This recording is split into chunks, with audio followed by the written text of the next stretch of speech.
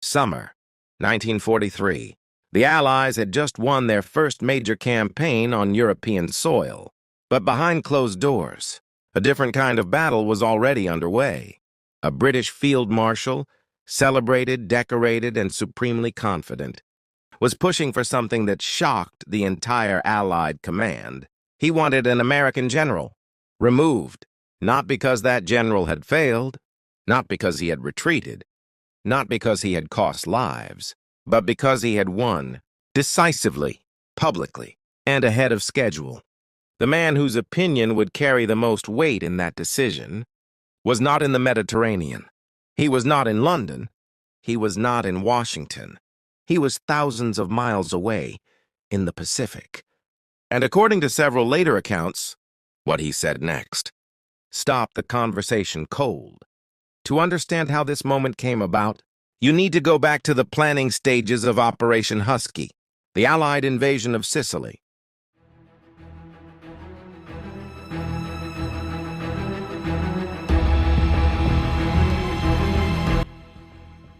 July 1943. North Africa had fallen. The Axis had been driven off the continent. Now the Allies needed a path into Europe itself, and Sicily was the chosen target. Husky was, at that point, the largest amphibious operation in history. Over 150,000 men, hundreds of warships, a single night, to establish the foothold that could open the door to mainland Europe. Two generals would share command of the ground campaign, and they could not have been more unlike each other. Bernard Law Montgomery commanded the British Eighth Army. He was deliberate, methodical, and intensely protective of both his forces and his reputation. His victory at El Alamein had made him a national hero in Britain.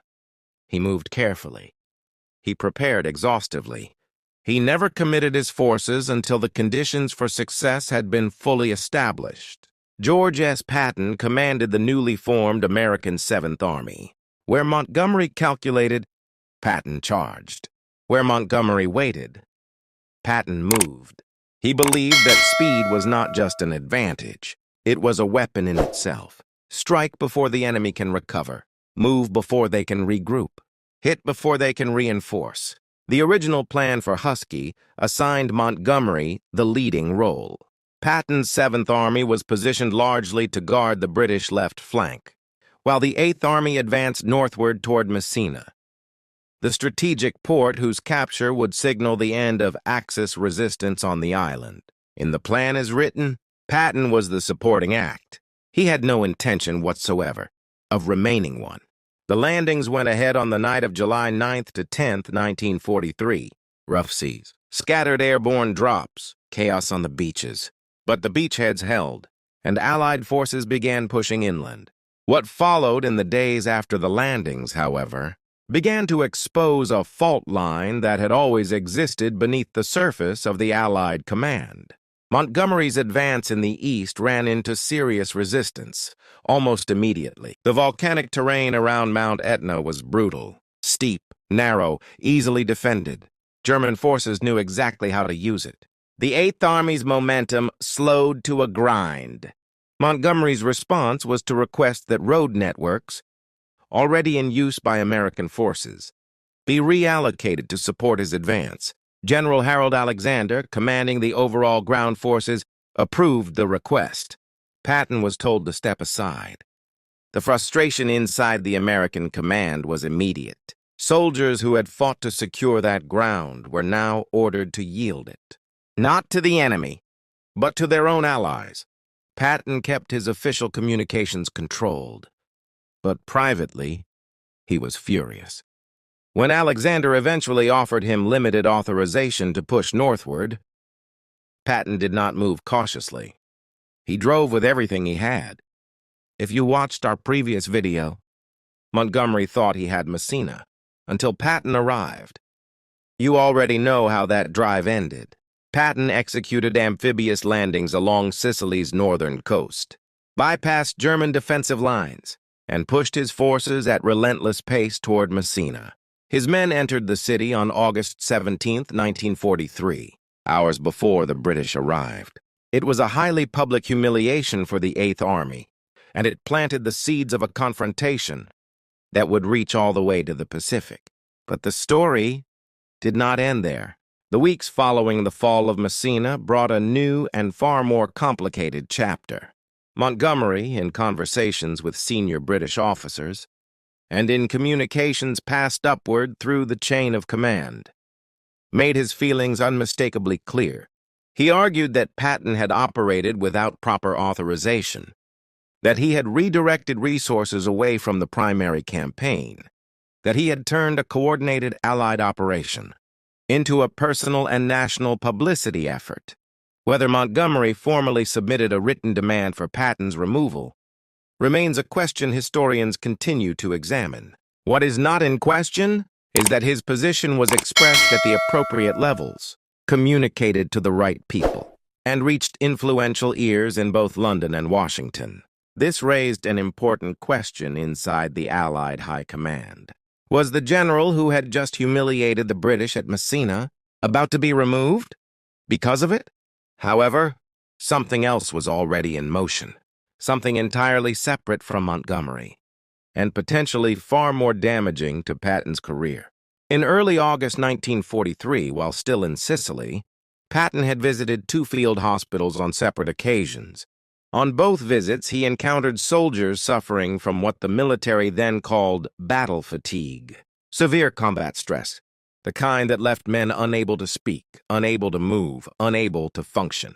Patton, who had no tolerance for what he considered weakness, slapped both men and ordered them returned to duty. The incidents were witnessed. Reports reached war correspondents. Eisenhower's headquarters was informed. General Dwight D. Eisenhower, Supreme Allied Commander in the Mediterranean, was privately furious. He wrote Patton a letter, sharp, serious, direct. Patton's continued role in the United States Army depended on his ability to govern his own conduct. Eisenhower chose to handle the matter internally, away from the press, for now. But the damage had already been done. Combined with Montgomery's sustained complaints through official channels, a picture was forming at the top of the Allied command, one that placed Patton's future in genuine doubt. What happened next would surprise many who had assumed his removal was inevitable. This is where the story moves into territory that most accounts of the Sicilian campaign pass over entirely. General Douglas MacArthur was, by the summer of 1943, Supreme Commander of Allied forces in the Southwest Pacific. He was conducting a grueling island-by-island campaign against Japanese forces, a war that demanded as much from his commanders and soldiers as anything being fought in the Mediterranean or Northern Europe. But MacArthur followed the European theater closely, and he had very clear views about how it was being managed. He had argued consistently, through military channels and political contacts alike, that the Pacific was being treated as a secondary theater, that resources, press attention, and strategic priority were tilting too heavily toward Europe, while his forces fought with less than they needed. MacArthur and Patton had known each other for years, different in personality, different in style, but they shared a foundational belief about what command required. Both were convinced that boldness was not optional. Both believed that the purpose of a general was to win, and that winning demanded the willingness to act decisively before the moment passed. According to several later accounts, when word of Montgomery's complaints about Patton reached MacArthur, his response was immediate. He reportedly dismissed the idea of removing Patton as strategically indefensible. Some officers later recalled that MacArthur made clear the British command's frustration with Patton had less to do with Allied cohesion and more to do with the uncomfortable reality that an American army had outmaneuvered and outpaced the Eighth Army on its own campaign. He framed it not as a disciplinary matter, but as a political one, a distinction that carried significant weight in Washington. The implications were far-reaching. MacArthur's views, offered from the Pacific without formal standing in the European theater, nonetheless carried genuine influence at the War Department level. He was among the most senior commanders in the United States Army. His perspective shaped how officials in Washington read the situation and how much pressure from the British side they were prepared to act upon. The message reaching Washington from the Pacific was consistent and clear. Patton was a military asset of the First Order. Removing him for arriving at Messina ahead of schedule was not a solution to any real problem. It was the unnecessary creation of a new one. To understand why MacArthur's position carried the weight it did, you need to appreciate the pressures Eisenhower was managing simultaneously. His role in the Mediterranean was never purely military. It was diplomatic, in the deepest and most demanding sense. He was responsible for holding together an alliance between nations, with different histories, different military traditions, and different ideas about who should lead, who should follow, and who should receive credit for the victories being won. He had managed this with considerable skill. But the slapping incidents had given Montgomery and others a concrete argument to work with. Here was documented, confirmed evidence of unstable conduct. The case for relieving Patton had a surface logic that was not easily dismissed, but there was a countervailing argument, and it was equally difficult to set aside. By the autumn of 1943, Patton had become something larger than a single commander in a single theater. He had become a symbol of American military competence, of aggressive leadership, of the idea that American forces were capable of leading from the front without waiting for direction from their British counterparts. The American press had cultivated that image. The American public had embraced it. Members of Congress were paying close attention. To remove Patton under British pressure would send an unmistakable message about the internal balance of the Allied coalition, and that message would not be well received in Washington. MacArthur understood this. With the instinct of a man who had spent decades operating at the intersection of military command and political reality, his position on Patton was not sentiment. It was not personal loyalty. It was strategy. Patton was not removed. Eisenhower, weighing every competing pressure, concluded that the cost of losing Patton was greater than the cost of keeping him. The slapping incidents were addressed through formal reprimand. Patton was required to apologize directly to the soldiers he had struck, to address his troops publicly. For several months following Sicily, he had no active command. He waited. But that waiting period was not the end of Patton's contribution. It was the prologue to his most strategically significant role of the entire war. In the spring of 1944, Patton was given command of the United States Third Army. He was also assigned a central role in Operation Fortitude, the elaborate Allied deception plan designed to convince German High Command that the main invasion of Europe would come at Pas-de-Calais rather than Normandy. The deception depended heavily on one thing: Patton's reputation. German military intelligence operated on a reasonable assumption that the Allies would assign their most capable and aggressive commander to their most important operation. Since German planners believed Patton was that commander, his apparent assignment and movements became a key element of Allied strategic misdirection.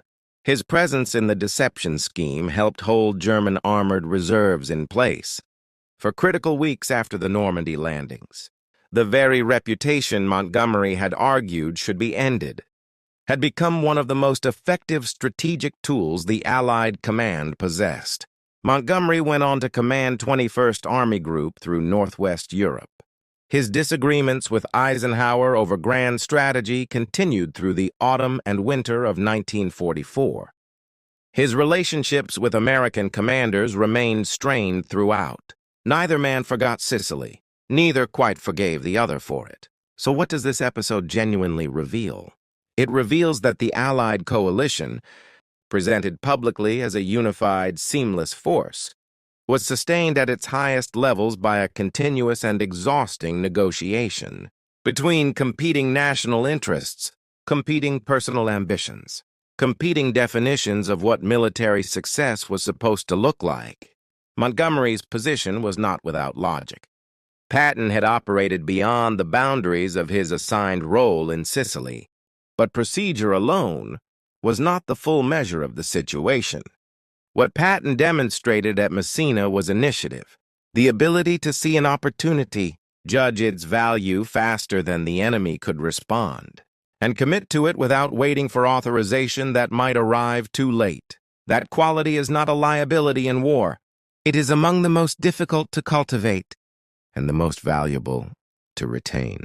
MacArthur's intervention, delivered from the Pacific, without formal standing in the European theater, reflected a clear-eyed understanding of both the military and political dimensions of what was being proposed. And it reflected something that the official histories tend to understate.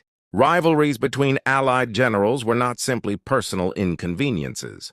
They shaped decisions. They influenced which armies received resources, which commanders were given latitude, which victories were recorded as primary, and which were quietly pushed aside. The tensions that surfaced in Sicily traveled forward, through every major campaign that came after, through Normandy, through Arnhem, through the Rhine crossings, and into the memoirs these men wrote long after the guns had fallen silent. History, examined closely, is rarely as unified as it appears from a distance, and that, perhaps, is the most enduring lesson that Sicily has to offer. If this kind of history is what brings you to this channel, please take a moment to subscribe. We cover the decisions made behind closed doors, the rivalries that shaped campaigns, the moments that most histories move past, without pausing long enough to understand. And if you haven't yet watched, Montgomery thought he had Messina, until Patton arrived. That video tells the complete story of the race that made the tensions in this one inevitable. You'll find the link on screen now, and in the description below. Thank you for watching. Research and script support: Robert Noboy.